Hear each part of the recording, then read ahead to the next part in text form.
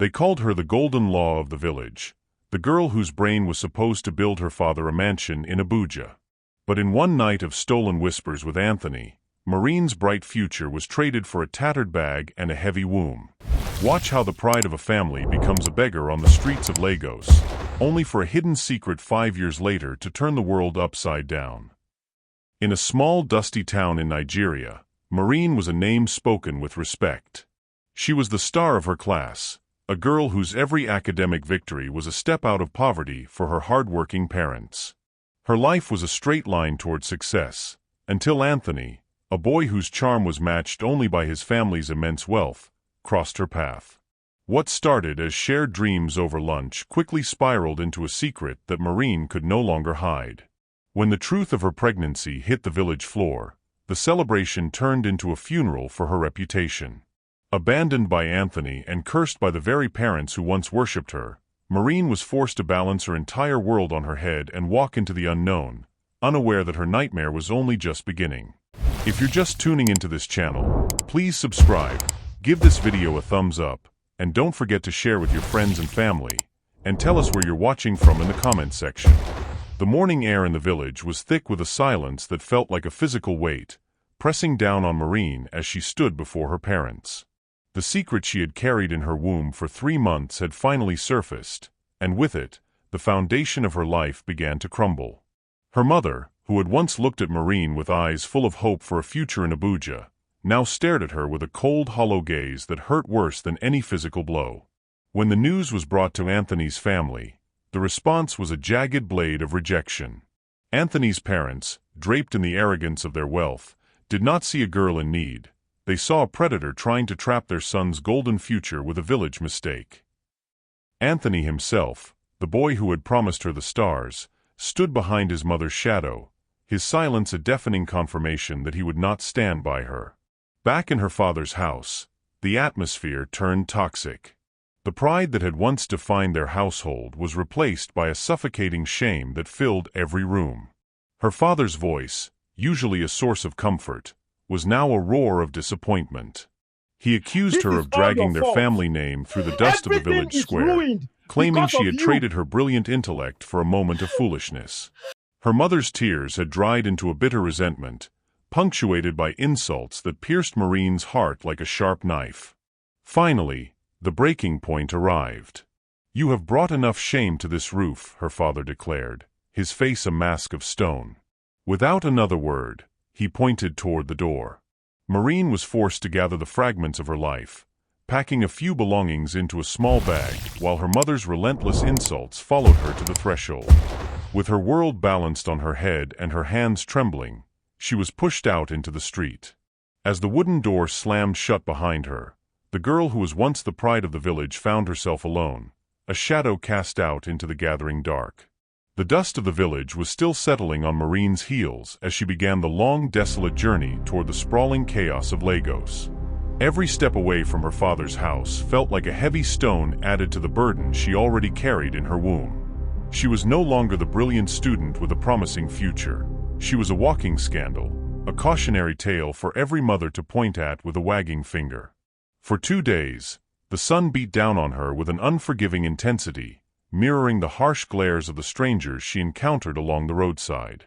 Her feet, once accustomed to the smooth floors of a classroom, were now blistered and caked in the orange earth of the Nigerian countryside.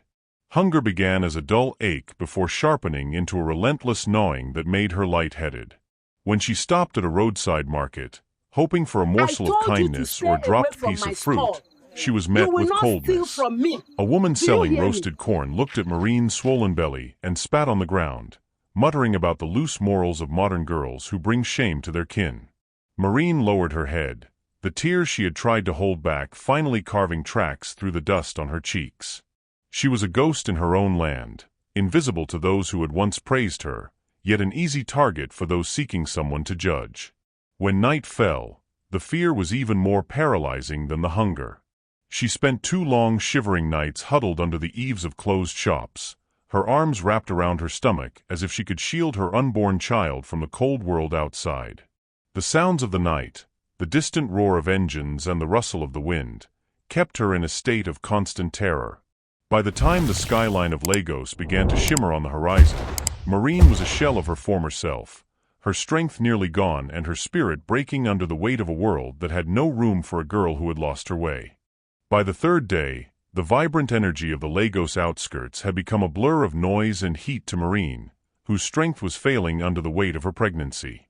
She sat by the dusty roadside, her head resting against her small bag, watching the world move past her with an indifference that felt like a slow death.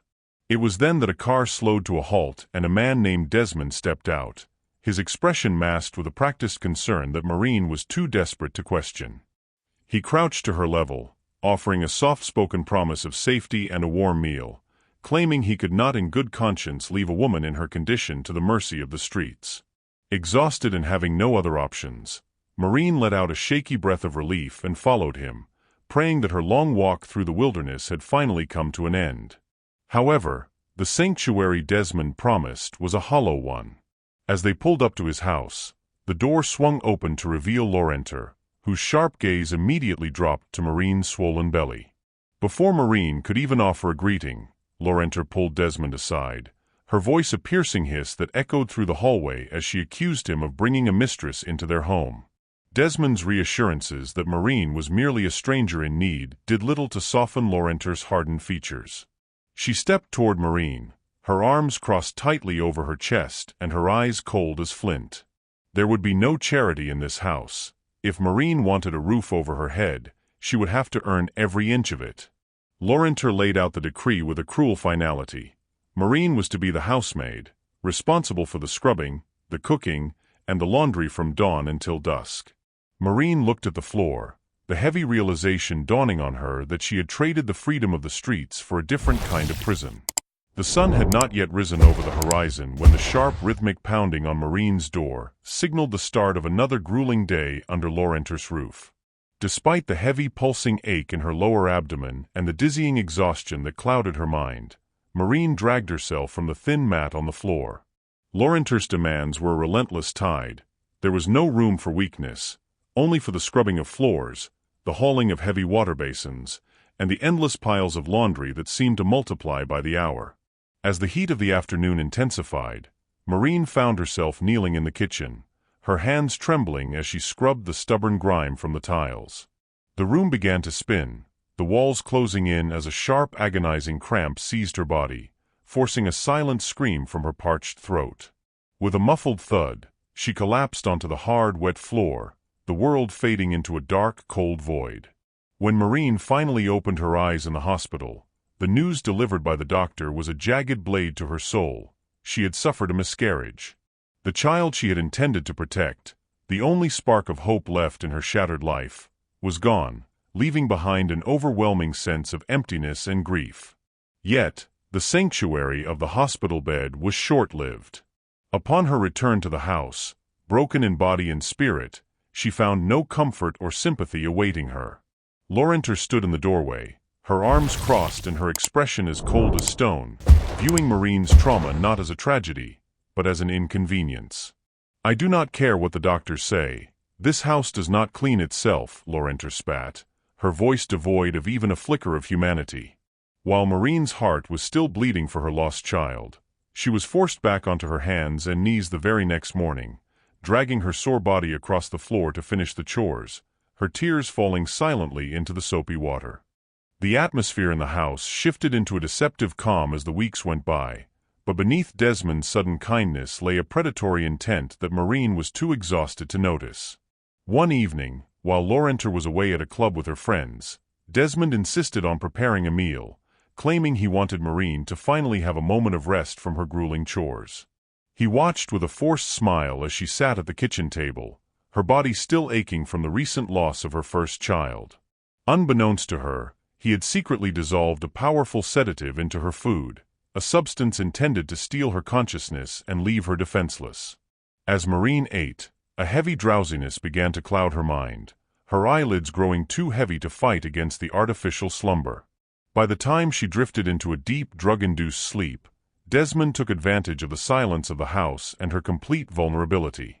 When the morning sun filtered through the window, Maureen woke up in her small room feeling a strange, hollow sense of confusion. Her memory of the previous night was a blank slate, ending abruptly after her final bites of dinner. Though a lingering sense of unease tugged at her spirit, she brushed it off as mere exhaustion from her recovery, unaware of the violation that had occurred while she was trapped in sleep. Life returned to its harsh rhythm of scrubbing floors and enduring Laurenter's cold demands, but the shadow of that night began to manifest in ways she could not ignore. Months later, the unthinkable happened. Maureen found herself staring at the undeniable signs of a new life growing within her. The shock was a physical blow that left her breathless. She had not been with any man since her arrival in the city, and the impossibility of the situation filled her with a terrifying bewilderment.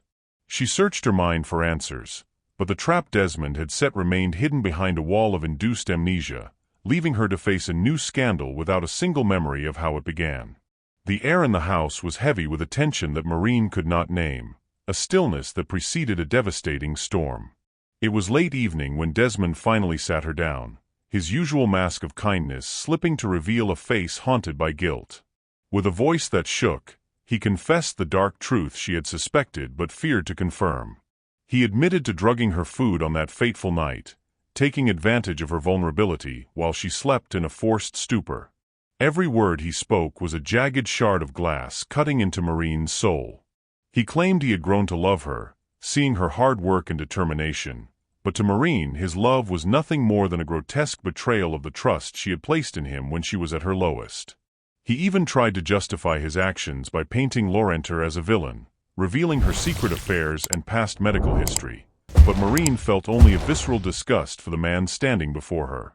Unbeknownst to them, Laurenter stood behind the door, every word of Desmond's confession and his plans to replace her fueling a silent, murderous rage. She did not scream. She moved with a cold, calculated precision. The next morning, as Maureen sought a moment of peace, Laurenter secretly dissolved strong, lethal pills into a drink and offered it to her with a face that showed no sign of the malice beneath. Maureen, unaware of the trap, drank it down, hoping for a reprieve from her mental anguish. Hours later, the world began to spin as a sharp, agonizing pain tore through her abdomen. By the time she reached the hospital, the damage was irreversible. She had suffered a second miscarriage, losing the only thing she had left to hold on to. Broken and physically weak, Maureen realized she could no longer breathe the same air as these monsters. As soon as she was discharged, she packed her meager belongings and returned to the harsh, familiar embrace of the streets, preferring the uncertainty of the cold pavement to the poisonous sanctuary of Desmond's house. 5 years had passed like a slow, agonizing trek through a desert of sorrow for Maureen. The scars on her heart were as deep as the memories of the children she had lost to the cruelty of others. She had survived the darkness of Desmond's house and the venom of Laurenter, but she walked the world now as a woman of iron, her brilliant mind hardened by the necessity of survival on the unforgiving streets. One sweltering afternoon, as the dust of the roadside swirled around her, Maureen wandered absent-mindedly, her thoughts a heavy fog of the life she could have had. She did not hear the roar of the engine or the screech of tires until the shadow of a luxury car loomed over her. The vehicle skidded to a halt, missing her by mere inches, the heat of the hood radiating against her skin. The driver's door flew open, and a man stepped out, his face etched with a frantic concern that quickly melted into a look of absolute disbelief. It was Anthony. He was no longer the boy who had hidden behind his mother's wealth. He had grown into a man of substance, his eyes reflecting a maturity born of 5 years of regret. Maureen tried to turn away, the ghost of his past betrayal stinging more than the near accident, but Anthony rushed after her, his voice breaking as he begged her to stop and listen. He spoke of the years he had spent searching for her, haunted by the memory of the girl he had abandoned when she needed him most. He admitted he had been a foolish coward, a boy who didn't understand the value of the treasure he had thrown away. As he begged for the chance to make amends, the wall around Maureen's heart began to tremble, sensing for the first time in 5 years that the change she had prayed for was finally standing right in front of her. The heavy iron gates of the police station in Lagos creaked open, signaling the beginning of the end for the nightmare Maureen had endured. Walking side by side with Anthony, whose presence now acted as a shield rather than a shadow, she felt a surge of cold determination. Inside the sterile, dimly lit office, Maureen recounted every agonizing detail of her time in the house of Desmond and Laurenter. She spoke of the domestic slavery, the physical exhaustion that cost her a child, the horrific violation by Desmond, and the final murderous act of poisoning orchestrated by Laurenter.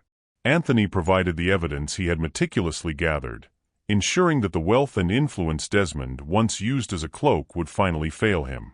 Within hours, the law moved swiftly. The couple who had treated Maureen as a disposable tool were led away in handcuffs, their faces pale with the sudden realization that their empire of cruelty had crumbled. The legal victory was a relief, but the emotional healing truly began under the shade of the large mango tree back in her home village. Maureen's parents stood before her, the fire of their former anger replaced by the damp ash of deep regret. Her father, once so quick to point toward the door, now held his head low, his voice trembling as he asked for the forgiveness of the daughter he had cast into the wilderness. Her mother wept openly, reaching out to touch Maureen's hands as if to convince herself that her daughter had truly survived the darkness they had pushed her into. Maureen looked at them and felt the last of the bitterness dissolve. She realized that while she could never forget the pain, she no longer wanted to carry the weight of their mistakes alongside her own. 5 years of suffering had forged Maureen into a woman of unbreakable strength. With Anthony by her side, a man who had spent years transforming his guilt into a lifetime of devotion, she stepped into a new dawn. The shame that once defined her was replaced by a radiant peace. As they began to plan a future built on truth and mutual respect, Maureen finally understood that her story was no longer about the girl who was disowned, but about the woman who had conquered every shadow to reclaim her light.